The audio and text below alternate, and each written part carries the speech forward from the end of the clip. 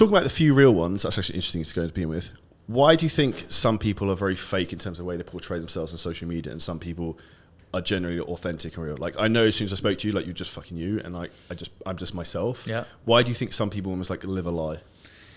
Yeah, bro, that's a great question. I think my answer would be different if you met me a few years ago. It'd probably be a more aggressive answer, but at this point in my evolution of personal development or spiritual growth, I would just come from a place of compassion and realizing that people only know what they know, right? We only know what we know, and we only know what we taught, and oftentimes that can come from a lot of things. I mean, what if, you know, you grew up in a family where your parents portrayed everything was perfect, but on the inside, everything was terrible. So on an unconscious level, you're programmed to put on this perfect persona when in reality your whole world's crashing down. So sometimes people don't even know they're doing it.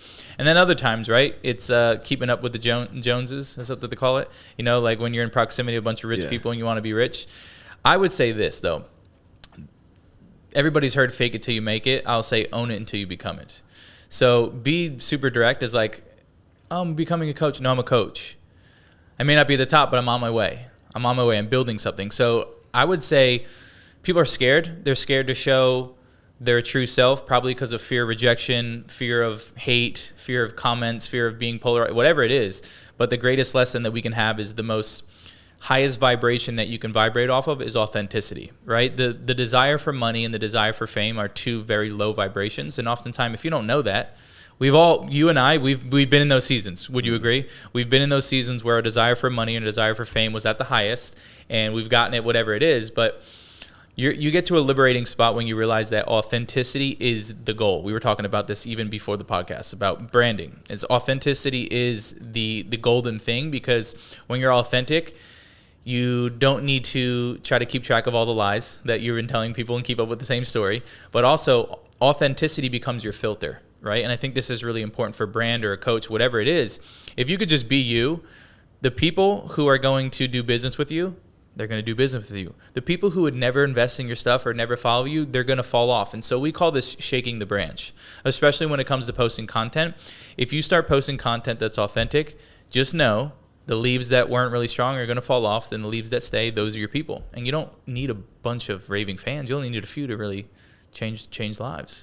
I think that's a huge misconception, in particular. Like, a lot of people listen to this, online entrepreneurs, they have a misconception that they have to have millions of followers to be successful. I know piles of influencers in the fitness space who are fucking broke. Yeah, I know we've got coaches we work with who've got 3,000-4,000 followers, make $40,000, $50,000 a month.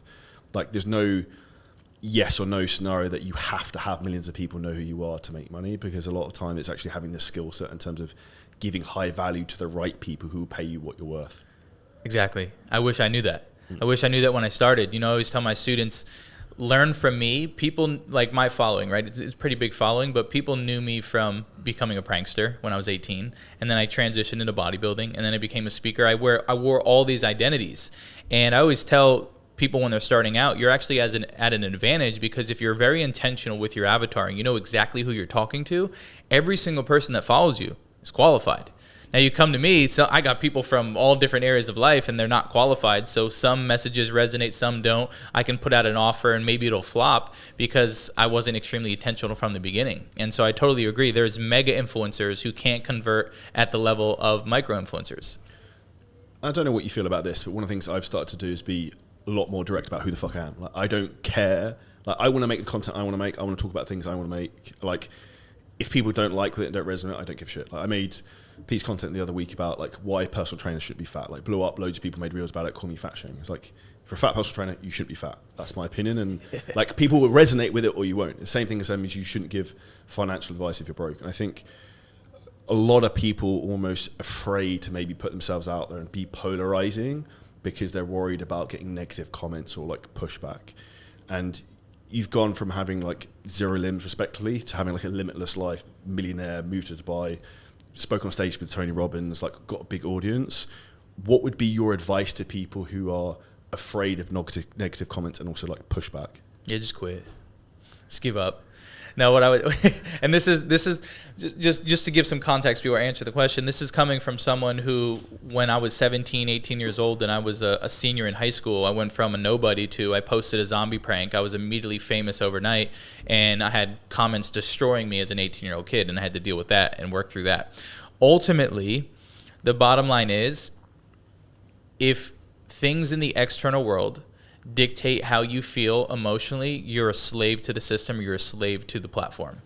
And so everybody gets triggered. The question isn't, am I going to get triggered? The question is, how long am I going to stay triggered for? And so we're all going to get triggered. You're going to have a comment. It's going to tick you off, right? It's going to piss you off. But it's like, how do I respond and how do I react? And the truth is, the more that you put yourself in those situations where you get triggered, now you get to do the work. People don't realize that. It's like personal development. You only get to use the tools when things don't go your way. And so I only get to work on my emotional state when someone does trigger me. And so what if we shifted our perspective and every single time someone commented something negative, they were actually your greatest gift today because they gave you an opportunity to work. And so that's what I would say is like those people are the greatest gifts because they give you an opportunity to use your tools. But if you don't get to the point where you can control your emotional state and not let things in the external world dictate how you feel, like you will always be stuck. You will always be a victim of the matrix, as we call it, or the external world. And I think it's one of those things that people are too worried about getting like negative pushback. And I think the biggest disease in mankind is the disease of our thoughts running off into negative realities, which aren't even going to fucking happen. And how many times have we thought, oh, this is going to happen, this is going to go wrong? It never does. And that's where like naturally our brain will get pulled towards a negative, which I think the power of personal development is learning to be like, Charlie, Nick, you're being a fucking retard. Like look from the point of the observer, like at the situation, reality is this is not going to happen. 100%. I think that pattern, which we all fall into, is oftentimes we give energy towards undesirable outcomes that don't even happen anyway. And so for example, like people say, well, I have writer's block. You don't have writer's block. You just don't think the post is going to perform once you post it. Or I'm having trouble writing my book. No, you just don't think the book's going to sell once you drop the book. And so what we're doing is we're giving energy towards undesirable outcomes. How many times, like men, she's going to reject me. She's not going to like me. I shouldn't go up to her. You already destroyed yourself before you even tried, right? By giving energy towards the undesirable outcome. So for the people out there, people like you and I, one of our greatest traits is that we do sometimes, but we rarely give energy towards the undesirable outcome. We are optimistically delusional, and we only give energy towards the desirable outcomes. And then people may ask right now, well, Nick, what if I have a desirable outcome and it doesn't go the way that I want it to go? Well, you adopt the belief that everything in your life is either working on you or working for you, but it's always working. And so whether it goes right or whether it goes wrong, it's always working. It's always working. It's always working. So these type of beliefs allow you to have the emotional persistence to be an entrepreneur, to be a content creator, to be a coach, because shit ain't all sunshine and rainbows. And I think the longer you are an entrepreneur, the longer you are a coach, you realize there's seasons. And in my opinion, you either have a problem or a crisis at any given time. There's always going to be stuff going wrong.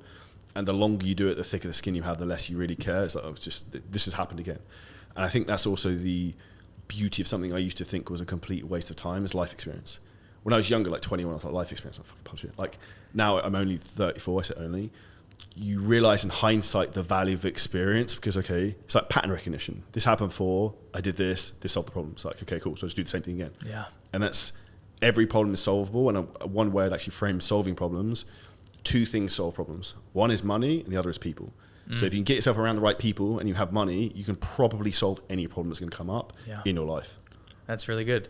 Yeah, I totally agree. And with the seasons, there's ups and there's downs, right? The money's up and the money's down. And what that's taught me is when things are going great, don't overly celebrate them, just like celebrate them, right? Like just appreciate it. But like we always talk about, like when things are going really great, we're like, it's about to crumble, you know, like because the pendulum always swings. And so that gives you a sense of peace because, you know, if you're in the dark, there's going to be light. And if there's light, you can anticipate the darkness. And that's what gives life. That's why life's so special is the contrast, right? If you and I came to Earth and had our human experience and we knew exactly when the deals were going to close and every post was going to go viral, it would get boring. We wouldn't want to do it. So the contrast gives us life. But as I say, there's a reason for every season. And it's that thing that if it was easy, it would have no value anyway. So like if everyone could walk around with a six pack and be 8% body fat, then no one would care. The same thing is if everyone was straight away worth $10 million or whatever, no one would really care. And the point is that things are hard, and that was what gives the value of achieving the thing that separates you from everyone else and gives you status, respect, and the other things that men are really driven for, in my opinion.